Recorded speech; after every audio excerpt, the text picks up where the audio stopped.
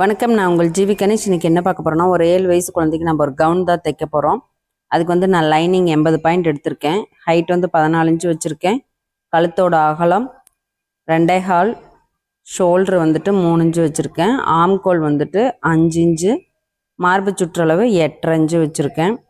நான் வந்து வேஸ்ட்லாம் மார்க் பண்ணல, நான் அப்படியே தான் மார்க் பண்ணுறேன். ஏன்னா குழந்தைங்களுக்கு கொஞ்சம் வயிறு பெருசாக இருக்குது அப்படின்னா அதில் வந்து நம்மளுக்கு ஷேப்லாம் தேவையில்லை, அப்படியே தைக்க போகிறேன். முன்கழுத்து வந்து பார்த்திங்கன்னா 5 இன்ச்சு மார்க் பண்ணி பா நெக் வைக்கலாம். பா நெக்கு தான் வைக்க போகிறேன். இது ஃபுல்லாக கட் பண்ணி எடுத்துக்கலாம். கட் பண்ணி எடுத்துக்கப்புறம் பார்த்திங்கன்னா, நான் இன்றைக்கி தைக்க போகிறது வந்துட்டு நெட்டு கிளாத்தில் தான் நான் வந்து ஸ்கர்ட்டு இருக்கும். அது எப்படி தைக்கலாங்கிறத பார்க்கலாம். நம்ம பாவாடை சட்டையை விட நம்மளுக்கு இது ரொம்ப ஈஸியாக தான் இருக்கும்.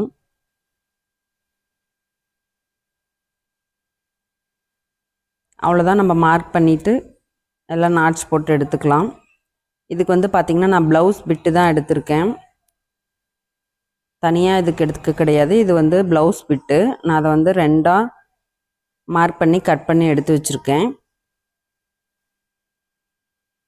கரெக்டாக இதுவும் 14 இன்ச்சு இருக்கும்.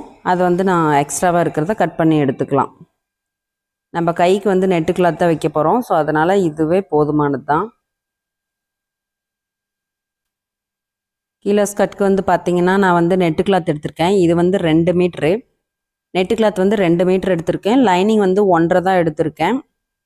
பாருங்கள், நான் வந்து ப்ளூ கலர் எடுத்திருக்கேன். ப்ளூ கலர் எடுக்கும்போது உங்களுக்கு அந்த ஒயிட் கலரில் நல்லா எடுப்பாக தெரியும். ஸோ அதனால தான் அப்படி எடுத்திருக்கேன்.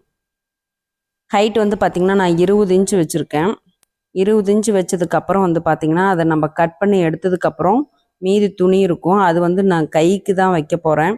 ஸோ அதனால தான் 2 மீட்ரு நம்ம எடுத்தது. இல்லைன்னா இதுவும் நம்ம 1.5 மீட்ரு எடுத்தாலே போதுமானது தான். நான் கைக்கு வந்து பஃப் கை மாதிரி வைக்க போகிறேன். இந்த நெட்டு கிளாத்தில் வைக்க போகிறோம், அதனால் துணி எக்ஸ்ட்ராவாக இருக்கும்.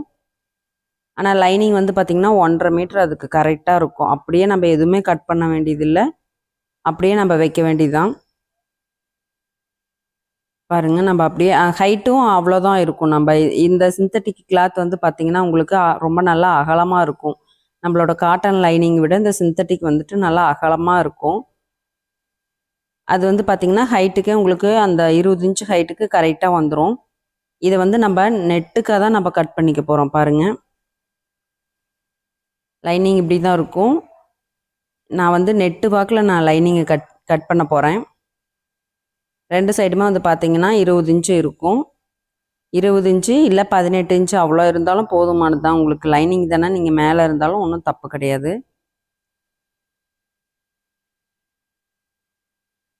அவ்வளோதான், நம்ம அப்படியே மடித்து நம்ம அப்படியே பிரியில் வச்சுக்க வேண்டியதுதான்.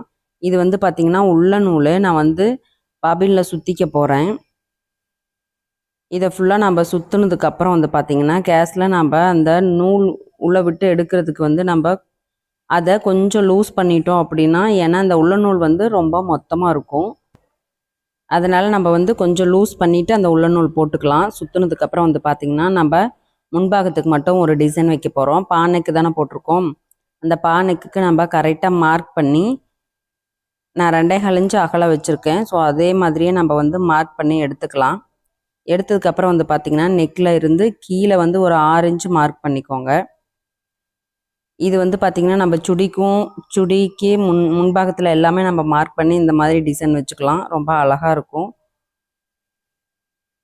6 இன்ச்சு அளவுக்கு ஹைட்டில் நான் 6 இன்ச்சு அளவுக்கு எடுத்துக்கிறேன். அகலம் வந்து பார்த்திங்கன்னா நம்மளோட கழுத்தோட அகலம் எவ்வளவோ அதே அளவு தான். எடுத்து வச்சதுக்கப்புறம் வந்து பார்த்திங்கன்னா இந்த மாதிரி நம்ம டைமண்ட் ஷேப்பில் செக்குடு மாதிரி போட்டுக்க போகிறோம். நீங்கள் ஸ்கேல் வச்சு போடுங்க. போடும்போது உங்களுக்கு இது வந்து நல்லா ஈஸியாக தான் இருக்கும், பார்க்கவும் நல்லா அழகாக இருக்கும். ஃபுல்லாக செக்குடு போட்டதுக்கப்புறம் வந்து பார்த்திங்கன்னா நம்ம அந்த உள்ள நூல் சுற்றி இருக்கோம் இல்லைங்களா, அது வந்து நம்ம கீழே வந்துடும். இது வந்து கீழே போயிடும், நம்ம நார்மல் நூல் வந்து மேலே வந்துடும்.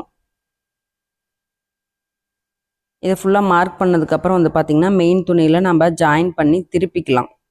பானைக்கு வந்து ஜாயின் பண்ணி திருப்பிக்கலாம். நீங்கள் திருப்பும்போது நம்ம வரைஞ்சது வந்து மேலே வந்துடும் லைனிங் துணியில். பாருங்கள், இப்படி தான் இருக்கும்.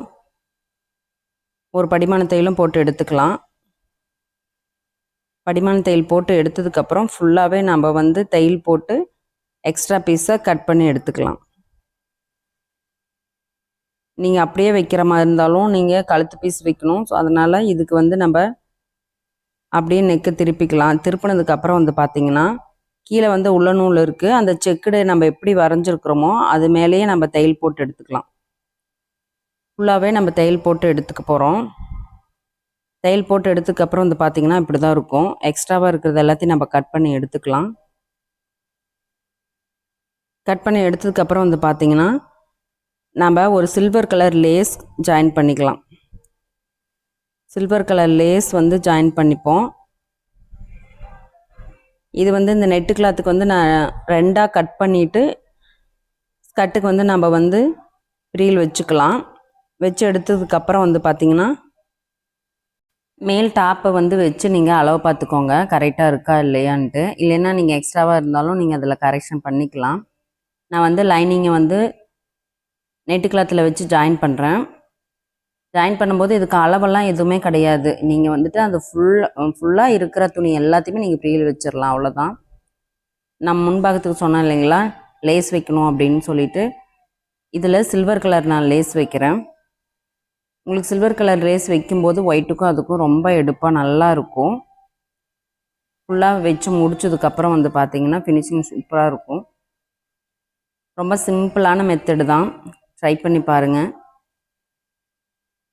ஃபுல்லாகவே ஃபினிஷ் பண்ணதுக்கப்புறம் வந்து பார்த்திங்கன்னா அப்படி தான் இருக்கும். இதில் வந்து நான் குட்டி குட்டி பீட்ஸ்லாம் வச்சுருக்கேன். இந்த பீட்ஸ்லாம் வைக்கும்போது உங்களுக்கு நல்லா இன்னும் நல்லா எடுப்பாக தெரியும். அது இல்லைன்னா ஒயிட் கலரில் பாசி இருக்கும், அது மாதிரி கூட நீங்கள் வச்சுக்கலாம், நல்லாயிருக்கும். இதை வந்து நான் ஃபுல்லாகவே நம்ம வந்து ஜாயின் பண்ணி எடுத்துக்கலாம். பேக் சைடு ஃப்ரண்ட் சைடு ரெண்டுமே நம்ம வந்து ஜாயின் பண்ணி எடுத்துக்க போகிறோம்.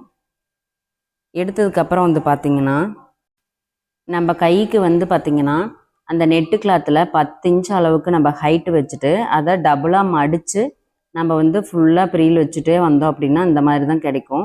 இதுக்கு வந்து அளவெல்லாம் கிடையாது. ஆனால் ஹைட்டு மட்டும் ஒரு 10 இன்ச்சு வச்சிங்கன்னா டபுளாக நீங்கள் ஃபோல்ட் பண்ணிவிட்டு அப்படியே நீங்கள் ப்ரீல் வச்சுக்கலாம். வச்சதுக்கப்புறம் வந்து பார்த்திங்கன்னா அதை ஃபுல்லாகவே நம்ம கையில் ஜாயின் பண்ணி எடுத்துக்கலாம் 2 சைடுமே. இதுக்கு வந்து அளவு இல்லை கை குடஞ்சி எடுக்கணும் அந்த மாதிரி இதெல்லாம் எதுவுமே கிடையாது. நீங்கள் அப்படியே வச்சு நீங்கள் அப்படியே ஜாயின் பண்ணிக்கலாம், அவ்வளோதான். 2 சைடுமே நம்ம அது மாதிரி ஜாயின் பண்ணி எடுத்துக்க போகிறோம். ஜாயின் பண்ணி எடுத்ததுக்கப்புறம் வந்து பார்த்திங்கன்னா நல்லா பஃப்னு இருக்கும், பஃப்பு மாதிரி சூப்பராக இருக்கும். ஃபுல்லாக ஃபினிஷ் பண்ணதுக்கப்புறம் வந்து பார்த்திங்கன்னா இப்படி தான் இருக்கும். இதை வந்து நம்ம சைடு ஜாயின் பண்ண போகிறோம். இந்த சைடு மட்டும் நல்லா கரெக்டாக ஜாயின் பண்ணணும். நீங்கள் ஃபஸ்ட்டு உள்ளே இருக்கிற அந்த மேல் கிளாத்து நெட்டு கிளாத்தை வந்து நீங்கள் 2ஆக வச்சுட்டு அதை மட்டும் நீங்கள் ஜாயின் பண்ணணும். அதை மட்டும் நீங்கள் ஜாயின் பண்ணதுக்கப்புறம் வந்து பார்த்திங்கன்னா அதுக்கப்புறம் தான் நீங்கள் லைனிங் கிளாத்து ஃபுல்லாகவே லைனிங் கிளாத்து ஜாயின் பண்ணணும். இப்படி நீங்கள் பண்ணும்போது கால்லாம் வந்து தடுக்காது சின்ன குழந்தைங்களுக்கு ஓடி விளையாடும்போது. நான் 2 தையல் போட்டுக்கிறேன். ஏன்னா நெட்டு கிளாத்துங்கும் போது சீக்கிரமாக பிரிஞ்சு வந்துடும். ஸோ அதனால் நான் 2 தையல் போட்டுக்கிறேன். நார்மலாகவே 2 தையல் போட்டுக்கோங்க, அதுதான் பெட்ரு. இதை ஃபுல்லாகவே நம்ம ஜாயின் பண்ணும்போது பார்த்திங்கன்னா நான் வந்து சைடில் வந்துட்டு ஒரு நாட் வைக்கிறேன். ரோப்பு வைக்கும்போது வந்து பார்த்திங்கன்னா பின்னாடி கட்டுறதுக்கு நான் துணியில் வைக்கலாம், ஆனால் நான் நாட்லேயே வைக்கிறேன். கொஞ்சம் ஈஸியாக இருக்கும் வேலை, அதுக்காக தான். பார்க்கவும் நல்லாயிருக்கும். நீங்கள் உள்ளே விட்டு அதில் தையல் போட்டுக்கோங்க. சைடு ஜாயின் பண்ணுறதுக்கு முன்னாடியே நீங்கள் அதை உள்ளே வச்சுட்டு நீங்கள் ஜாயின் போட்டிங்கன்னா தான் பார்க்கறதுக்கு நல்லா நீட்டாக இருக்கும். இது வந்து பார்த்திங்கன்னா இந்த லைனிங் வந்து நீங்கள் ஜாயின் பண்ணும்போது மெயின் கிளாத்தை உள்ளே தள்ளி விட்ருங்க. அந்த நெட்டு கிளாத்தை உள்ளே தள்ளி விட்டுட்டு நீங்கள் அந்த லைனிங் கிளாத்து மட்டுமே நீங்கள் ஜாயின் போடணும். ஒரு 1.5 இன்ச் அளவுக்கு நெட்டு கிளாத்தும் ஜாயிண்ட் வரும், அது ஒன்றும் பிரச்சனை கிடையாது. ஃபுல்லாகவே 2ஐயும் சேர்த்து நீங்கள் தையல் போடாதீங்க. தையல் போட்டிங்கன்னா குழந்தைங்க விளையாடும் போது ரொம்பவே தொந்தரவாக இருக்கும். நான் பின்னாடி வந்து நாட்டு வைக்கிறேன்.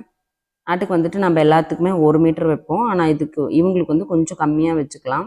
பாருங்கள், ஃபுல்லாக ஃபினிஷ் பண்ணதுக்கப்புறம் தான் இப்படி தான் இருக்கும்.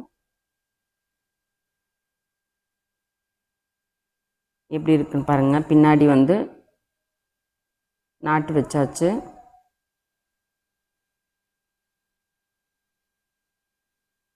இப்படி தான் இருக்கும். வீடியோ பிடிச்சிருந்தால் லைக் பண்ணுங்கள், ஷேர் பண்ணுங்கள், சப்ஸ்கிரைப் பண்ணுங்கள். வீடியோ பார்த்ததுக்கு தேங்க்யூ.